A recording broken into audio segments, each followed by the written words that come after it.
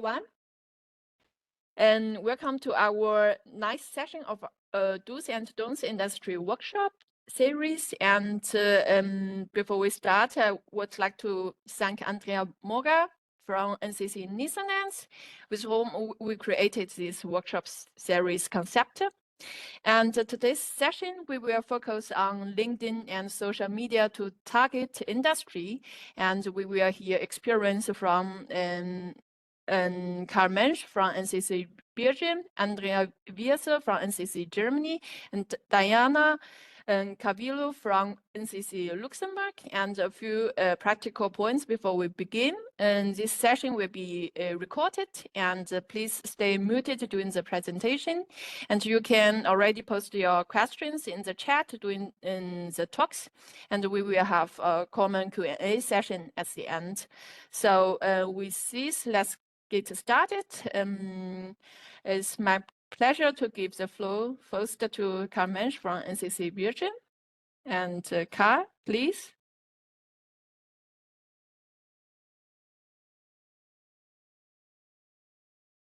Okay, let me know if the slides are okay. Yeah, it works. All right. So good morning, everyone. Thanks for having me here to share a very simple thing on my part on how we are using LinkedIn to generate new leads, basically. So I guess all of you are aware that there's a lot of things you can do with LinkedIn. I guess almost all of us are using it for community building, for market research, for recruitment, and for sharing information on open calls and on everything. I wanted to discuss something very specific we do with it. So, of course, you can also use LinkedIn to find new customers, to find new users for your HPC systems or for your HPC systems. And there's various ways of doing that. So you can do paid advertising, which we had talked about a while ago, let's say. You can share your offers there. You can host or distribute your events through LinkedIn. But I wanted to talk about how we use LinkedIn to do cold outreach, to contact companies you're not in touch with yet. Just a quick shout out to our communication people who set up our channel. So as I said, you can do a lot with LinkedIn. Building your own channel there is definitely worth your while. Over the years, we've built a very nice followers base, let's say. So we've grown a lot by being very consistent in posting and using a lot of mixed content to share. But I'm the industry champion, so I want to talk about how we reach companies, specifically how we reach new prospects using LinkedIn. And why we set up to do that was because there's so many ways to find new customers, to do business development. So you can directly contact companies, do cold outreach, patent screening, and so on. For those of you where the font is too small, the slides will be shared afterwards, of course. Another way I think most of us are doing is to use existing ecosystem and networks to reach companies, to contribute and to attend events, to use media and marketing. So that's the topic of today, of course. And then to use use cases or knowledge you already have and convert that to use cases that work in your benefit. So if there's any questions about specifics that are listed here, feel free to reach out to me afterwards, but I will only talk about the media part, of course, about how we use LinkedIn to reach new customers. And why we do that is because a lot of these approaches to business development are very time consuming. A lot of these efforts lead to targeting the wrong people or the wrong companies. I guess a lot of us have the challenge of who to actually target if you want to reach a company, who to target in that company.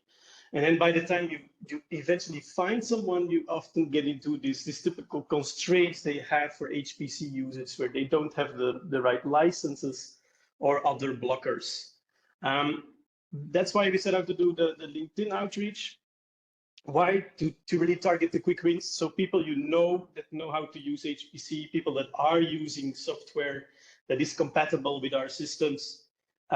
It's also the target to really reach the right people, so directly get to the right people in the right companies. and thereby really improving your conversion rate, and thereby reducing all the time you spend doing this. So very practical. I'm sharing this because I talked to several industry champions over the past years who were not aware you could do this with LinkedIn, but it's a very simple approach, and I wanted to make it as practical as I could for today. So the first thing you do is to start out by picking a very strategic sector, something that is relevant to your HPC center, something that's relevant to your funders, a sector that is relevant to your region. Like engineering, in our case, life sciences is very big in Belgium. Nowadays, we focus a lot more on AI, of course. So pick a sector that makes sense for you. So any sector that goes here that is relevant to your center, to your stakeholders, and to HPC. Then make lists or look up what are relevant keywords or specific relevant skills. So skills people could have that are relevant to that sector. So if we talk about engineering, some skills that are definitely relevant and are HPC relevant are software like OpenFOAM or Siemens Star CCM. More generic terms like finite element analysis, numerical simulations, CFD. So all these typical terms or keywords that are relevant for engineering in this case. Something that works really well is if you pick like a software or a keyword that you know will work. And what I mean with will work is if you take OpenFOAM, for example, this is software I think all HPC centers have readily available. It's open source, so anyone can use it. So there are no licensing constraints. And that's what I meant before with if you target people that have the skill OpenFOAM, that are still using it today in their current job, you're targeting the right people for which our offers are immediately relevant. Then use this list of keywords to search on LinkedIn. So for example, let's take OpenFOAM, look it up as a keyword search, and then you can select people. So you can select on companies and people and others, but select people. Then select the region where you're looking for new customers. So in our case, so we mostly work with Belgium, but you can make it more specific. For example, I work in the northern part, so the Flemish region of Belgium. And if I specifically want to look for companies there, I check the box for that region. But anything goes, you can even look up cities and so on. But it's an important one because you want to target people in the right region. And then you start looking. So then you get lists of people that have, for example, the skill OpenFOAM, such as some of these people here. You basically get a list of OpenFOAM users. And then with the free version of LinkedIn, it takes a little work, but you need to check to verify all these different people. And with that verify, I mean, like, for example, the first one here could be a prospect. He's a data engineer. He's doing CFD simulations using OpenFOAM. And he's not an academic. As I said, we want to target customers in companies. With Brexit, the second one, for example, it's less clear. So you check the profile to see what he's doing, where he's at, whether he's still using OpenFOAM. The third one is someone I personally know. He's an academic, so I know. Yeah, in this case, I don't want to reach out to him because I know he's already using our systems. And he's an academic, and I set out to contact companies. So that's how you go through the list of the prospects and you identify who you would like to contact. And the last part is, so for example, for one of these people in the list, you see, okay, he's if you look at his profile, he's an engineer working at a company that is not a customer yet, that is relevant to us. Even in his job description, he's describing how he's still performing CFD analyses. So for that reason, Vahid is definitely worth to contact. So he's a valid prospect and we need to contact him. So there is several ways of contacting these prospects. So it's up to you what works for you. I have a paid account, so I can message people directly. If you make connections with people, you can also send them messages directly. But our experience is what works best is if you have a direct contact somehow, if you have the email address of the person, or if you even have a phone number, or if it's like a consultant that has a dedicated website, you contact them through their own website rather than going through LinkedIn. But then you contact them and see, set up a first meeting with them. And then in the end, yeah, the final step would of course be to close and then to see if you can make a new contract or a new customer out of the lead. So take home messages to summarize. So I hope I shared something very concrete you can start doing right now, if you're not doing so already, of course. So it does work. So LinkedIn is definitely the go-to professional platform. So it works to generate leads. Why it works is because it's very easy to find the right people on LinkedIn rather than going to talk to hundreds of people at events and talking to a handful of people that are actually interested. What works best, in my point of view, is contacting them via other channels if they are available, if they have like a consultant with an own website, if you can find their email, phone number, even a generic phone number of a company and ask them to redirect you to that person. Or if you know they're attending a certain event, try to talk to them at the event. That often will work a little bit better than using the LinkedIn messages. Yeah, if you do reach out to them, keep it short. This is really personal. So I'm for example, quite informal. So I stick to informal messages, asking up for a short meeting. If you're a more formal person, do it your way and send formal messages. I just keep it short and informal. Stick to good search terms like open phone, because you know you have it available. You know you will find people that for whom HPC is relevant. But there's hundreds of these keywords you can use. Something that also works, but it's quite expensive. So if you have the paid version, LinkedIn Sales Navigator, you can do all this much more automated. You can do much better filtering for keywords. You can include or exclude companies. There's a lot you can do, but it's quite expensive. While there's a lot of things you can already do with the free version. And this we've covered the disadvantages. So sending direct messages doesn't always work because not everyone is using LinkedIn on a daily basis, or not even on a monthly basis, let's say. So therefore, it's better to see if you have other channels to reach your leads. It is time consuming to verify the leads, as I showed you. It's definitely in the free version of LinkedIn. It takes some time to go through the list, but it's definitely much faster than some of the other outreach channels we have. And then one thing you do is, of course, you only target people with dedicated LinkedIn profiles, who have a dedicated page that lists these skills, for example, like open phone, because not everyone does that. But at least this could be a way of directly reaching out to relevant customers for you. So the easy pickings, let's say. And with that, I would like to close. I hope this is a very practical introduction for some of you at least, on how to use LinkedIn to find prospects. And then if you have any questions also on the things I didn't talk about, feel free to reach out to me. Happy to set up a call if I can be of help. And with that, I thank you all for listening. Thanks. Great, thank you, Carl. The way you are using LinkedIn to target industry is quite impressive. And we also see some questions in the chat, so we can come to the questions later after all the presentations. Great, so let's get started with NCC Luxembourg. Yeah. So sharing my screen now. Let me know if you can see it. Yeah, it works. All right. So nice to meet you. For those who haven't met me, Diana from Lux Provide. I am in charge of the digital marketing here. And I'll be happy to share our LinkedIn's do's and don'ts.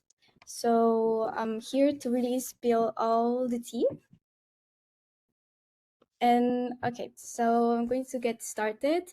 Events is something big that we leverage for social media because there is thousands of people, and here we can find our clients, partners, and industry experts. So on social media, we want to make sure that everyone sees us. It's a moment for brand awareness. So for example, for Nexus, it's a big event here for technology in Luxembourg. What we always do is short recaps and highlights from day 1 and day 2. So we really leverage events, meaning that we publish directly after day 1 of the event. So it's a bit overwhelming. Yes, we try to prepare beforehand, and so it's all the editing. And after a few slides, I will share with you some apps that I use for this. So what we also do is interviews. So for example, at Nexus, we had present WeSTEM, Women in STEM, which is a partner. And we did an interview asking them, like asking women from different backgrounds, what advice would you give to other women in STEM? So it did really well, had a lot of impressions. Then again, we also asked, how are you leveraging Meluxina supercomputer to startups that are using Meluxina? It also did really well. And well, those are some examples. Moving on to how we leverage third-party strategic tagging. So on each publication, we always think about who it would be relevant to tag.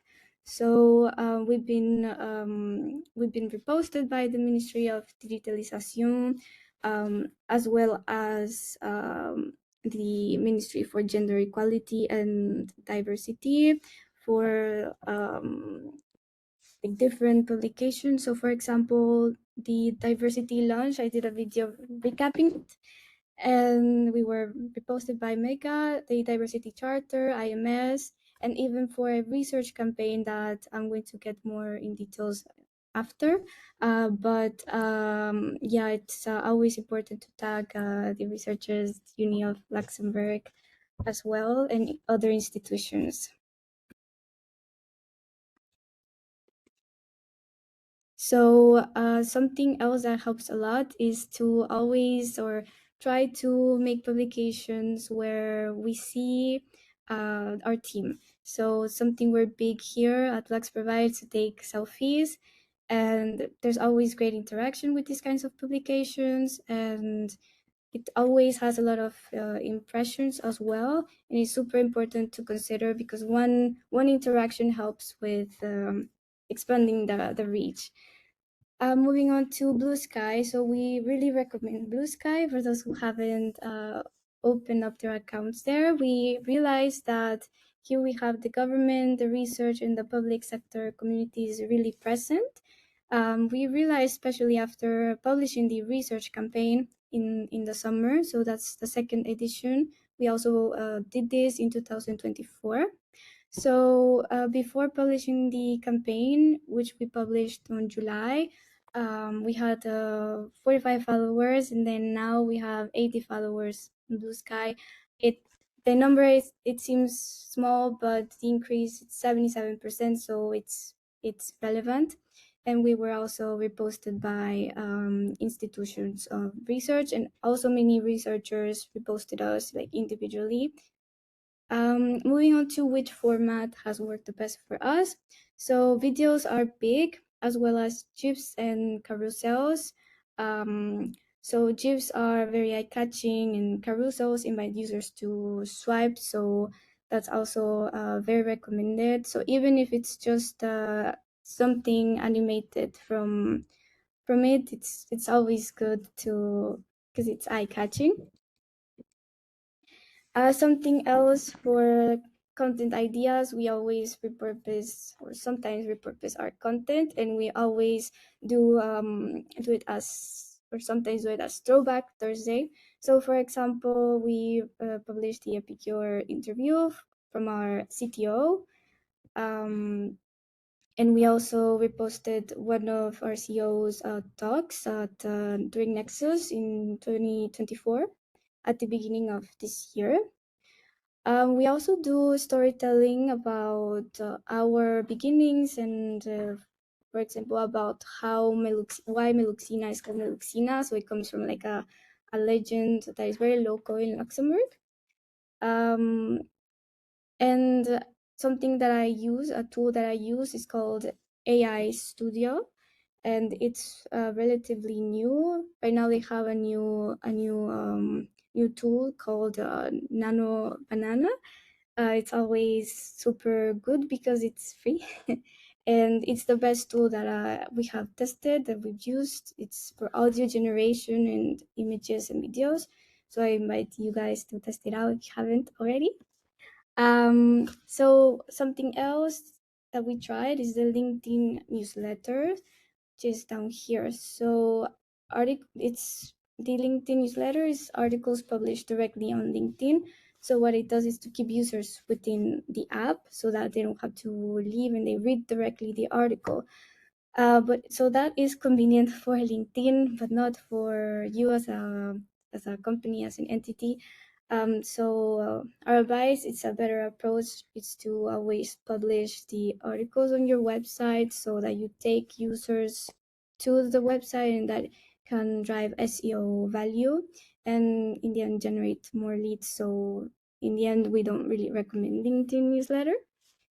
Something else that we did is we launched a campaign called Talk Supercomputing to Me. Here we jumped to conclusions a bit too fast. So our advice is to give content at least 3 days to perform before making changes. So when we published, after half of the day, we realized it didn't have enough interactions, enough impressions. So I assumed, okay, maybe it's the format.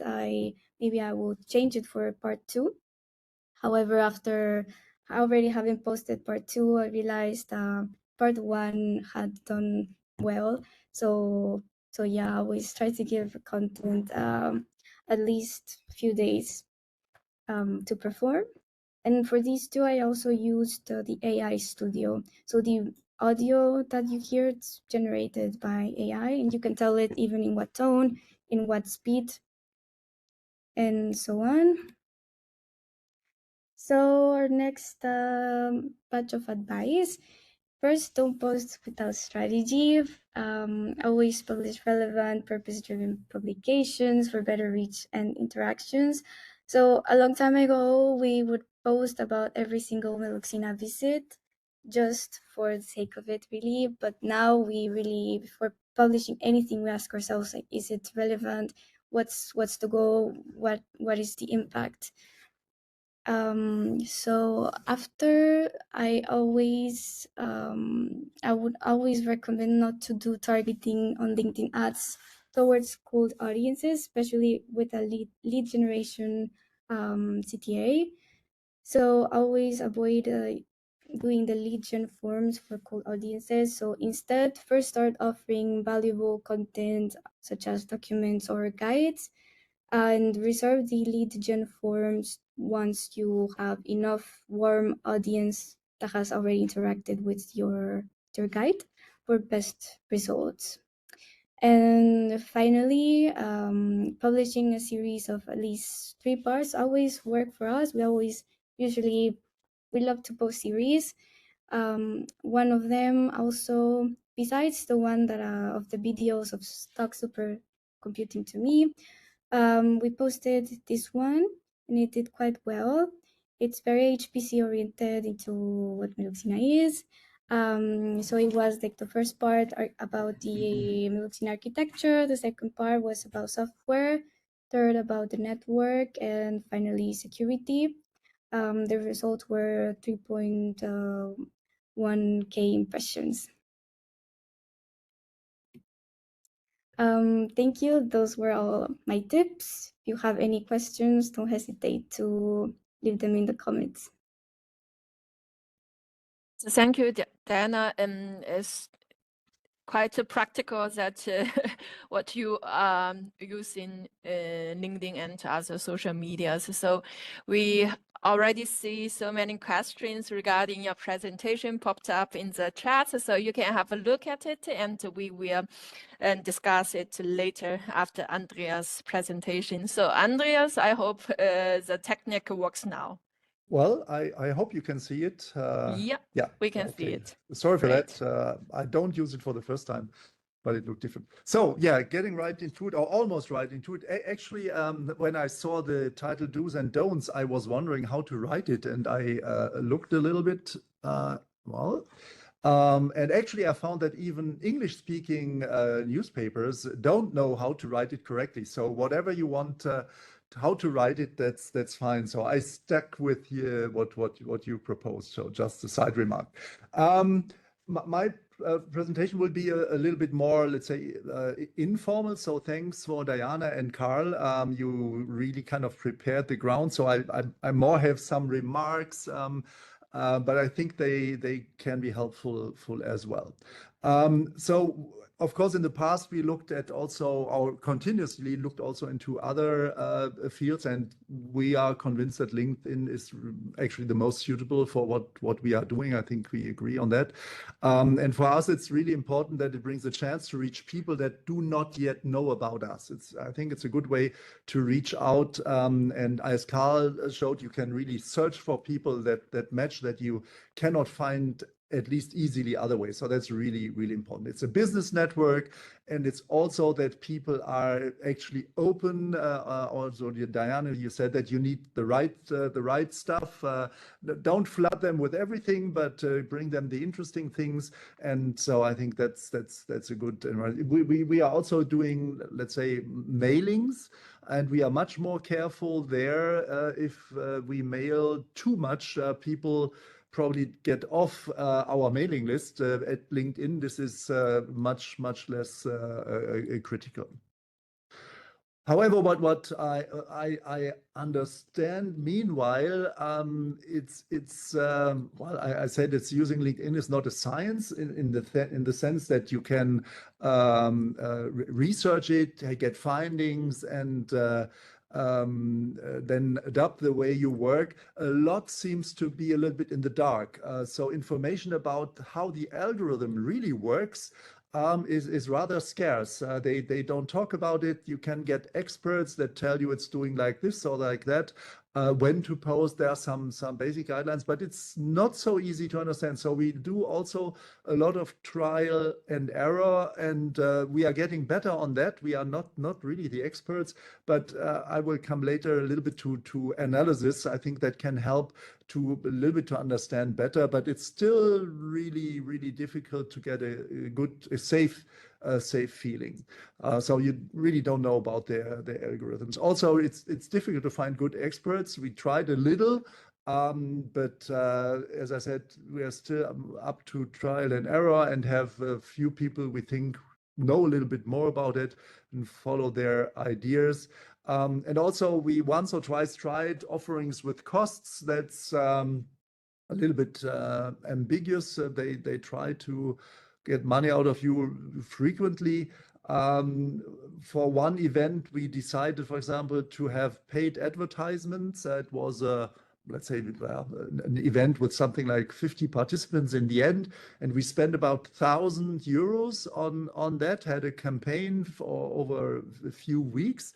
And in the end, when we tried to identify people and where they came from, it was about probably one, at most two people that came via this way. So we didn't try after that anymore, because that 1,000 or 500 euro to get an additional participant in an event doesn't make much sense. So, but that's our experience. So one question also we have, we started with Zikos LinkedIn, well, of course, several years ago. My personal LinkedIn account is definitely much older, and I'm pretty networked. So I have about almost 2,000 followers, while we have 660 at Zikos. And it's always a question, if you put more effort on the company account, you don't reach as many people if you want to make it grow. This is even more true for projects. So if you have projects like EuroCC or others, we have project that has 2-year lifetime. Does it make sense to put a lot of effort in there? With EuroCC, it's better because the NCCs are supposed to be really sustainable. And you need to find a way actually to do both, to use the reach that you already have with, for example, your personal profile, and use it to build up more followers on the other side. So we do kind of commenting, cross-commenting, cross-posting in order, but it's difficult. what Carl already and Diana also already said, it's really about what content is relevant for the target group. So we see that we do, of course, obviously business content. So about, I don't know, HPC methods, success cases, for example. We put news there, announcements there when we have events. And sometimes we also do some, well, personal insights, but also some personal, especially in the summer months, for example, we do a summer posting showing the team, let's say, at a meeting in a beer garden or something like that. And we also realize if you do this once in a while, it also attracts people and gets usually a lot of reactions. It shouldn't be too often and not too broad, but personal things are also welcome. Regarding well, how it does actually work. What I learned a while ago is I in the beginning I thought that a post that I write will be shared with my network, and I have, I don't know, about 2,000 followers, and I thought, okay, when I post it, it will be sent to all 2,000 followers, but it will not. What LinkedIn does is they send it first to a select a part of well, not only your followers, but of the target of the group. They see it, let's say like 100, and then they look at the reactions. So if they send it out to 100 and there are 2 reactions, that's probably not too good. If there are 10, they see, oh, there is a lot of reactions, so 10% is quite fine, and then they spread it out even more. So that means if you post something at 2 o'clock in the night in Europe, nobody will really see it. And if you're not lucky and people are up early, it might happen that although the post is really good and would work if you post it, let's say, on Tuesday afternoon, if you post it at the wrong time, then it wouldn't help. So think about when to post. I've learned that, or I heard that Tuesday, Wednesday, Thursday is really good. Some people say, well, Saturday is not good. Others say, well, Saturday is quite okay because Saturday many people have time to look at their LinkedIn account. So again, there is no strict rule, but you have to also probably play a little bit. Also frequency, I think, Dariana, you said that it's something like, I don't know, 4 times a week, 3 times a week. We go around that, not too often, not too rare. But again, there is no clear rule. And we also sometimes, if there's more to talk about, it can even be 5, but it shouldn't be too much. We don't want to flood people. Well, I wrote there 1 to 3. Well, 1 actually is not. It's more like 3 to 4 times per week. So I did that slide yesterday night. Probably was too late. So 3 or 4 times per week, I think, is quite fine. What we also do is we make a plan. We have a schedule every Monday. Actually, first thing, 9 o'clock, we sit together and discuss what's news there. Which channel do we use it? Is it for a mailing? Does it belong to the website? Shall it go to LinkedIn? And then we really have a plan. So I don't know. This week we'll have 3 postings: Monday, Tuesday, and Thursday. Monday, Tuesday, and Thursday. This is planned already. If they are prepared, you can also prepare them and make sure that they are posted automatically at a given time, so you don't need to be there. This can be automatized. Some ideas on how do we write these posts. I actually find it pretty difficult to be at an event and to just write a short note, because I tend to think a lot about what I write and what I want to, what reactions I would like to see. Others may be easier. We also have played around a little bit with ChatGPT to formulate posts. If you have an idea and can sketch it a little bit and send it to ChatGPT for something that's more common, like an announcement for an event, that's not too bad, but you should make sure that it sounds personal and not just AI, artificial in the sense of the word. About the usage of emoticons, I also have seen and heard everything. Some people say, well, you need to use emoticons. Some really flood their postings, which I personally don't like that much. I think emoticons and icons are quite nice, but you should use them not too heavily. What you can also do if you want to have, let's say, a bold print or italics, if you just write it in the LinkedIn window, this is not easy to do, but there are LinkedIn formatters out there. Just Google for LinkedIn formatter. Then you can write messages with fonts with different font styles, and that lets you then you just copy them into the window afterwards. So that's something we also use frequently. What we think, what we try to do is really measure more what really works well. We are still not yet good at it. It's still we're again, that's learning by doing. And in the preparation for this, I actually learned about this LinkedIn.com sales at SSI. That's the Social Selling Index. This is German, but you get the idea. So I was quite surprised. Actually, I'm not too bad. I'm at the top 3% of our industry sector and the top 7% of the network ranking. I haven't looked into that deeply, but here on the right, you see the 4 elements. Yeah, how to build your professional brand and things like that. So there are many tools that help you to kind of understand where you are and where you probably can improve. In this case, I think it's the next step is then actually spending money at LinkedIn to get more insight. So that's not really necessary. There are other ways.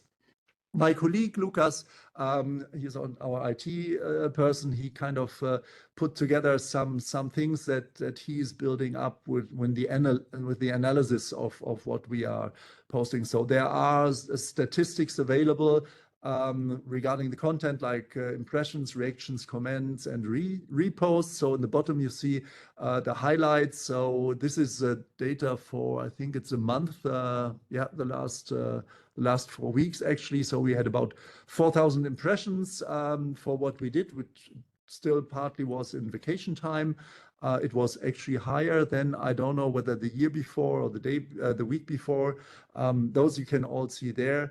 Reactions is 20%, which I think is not bad. Reactions is not 20%, it's 20% up. But 4,000 impressions, 116 reactions is something like 3%, which I think is not so good. This could be a little bit better. But again, it's been vacation time. Comments are always good because people really take their time to put effort in there. And reposts are even better. So let's see. You can see what content engagement there is even for the posts individually. And there you see CTRs, I think, click to a reaction or so what. So we had 7 or almost 9% of the people who had seen the impressions have been clicking. So you see here that's better than the overall 3% we have. So depending on this is what helps you to understand which posts really work well, and those that don't.